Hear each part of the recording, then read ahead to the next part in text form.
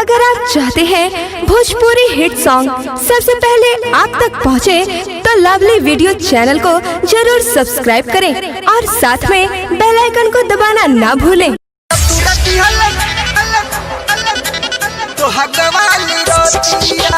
DJ हेमंत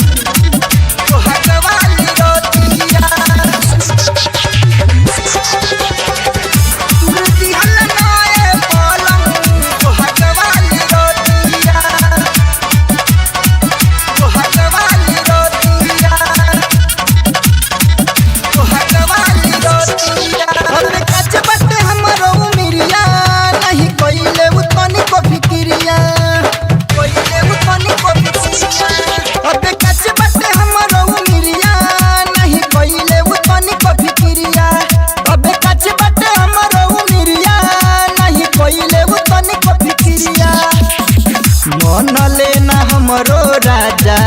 तनिका बतिया तुरी दिहल ना पलंग सोहगवाली रतिया तुरी दिहल ना पलंग सोहगवाली रतिया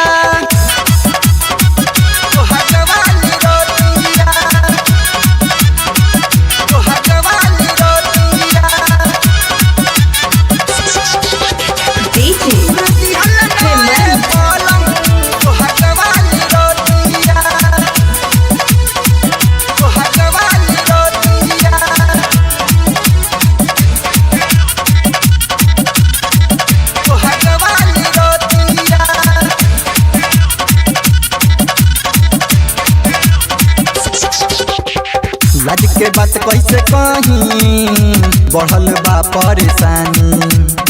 धैले कोमल कलैया कैले मान मानी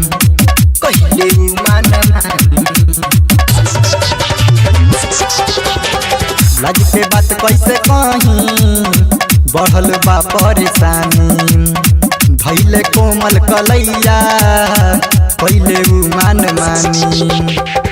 डरेला मनवा धक धकी डरेला मनवा धक धक धड़केला छतिया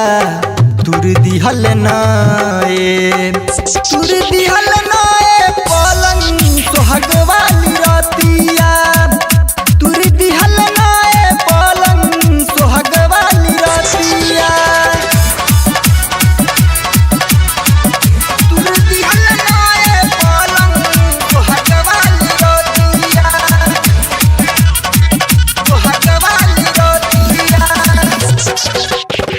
पहिले हो गलतिया बहुते बाबुर बुझाता मलखा बेदर्दी देख के मन ही मन मुस्काता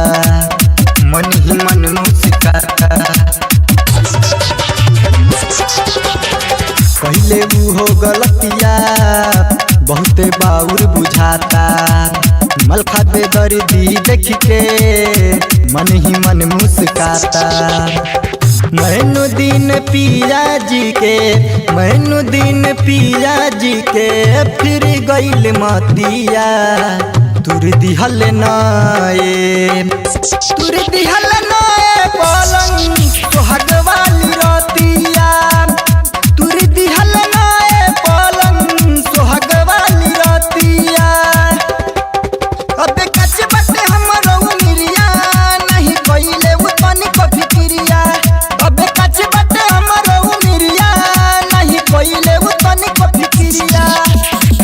मन लेना हमरो राजा तनिका बतिया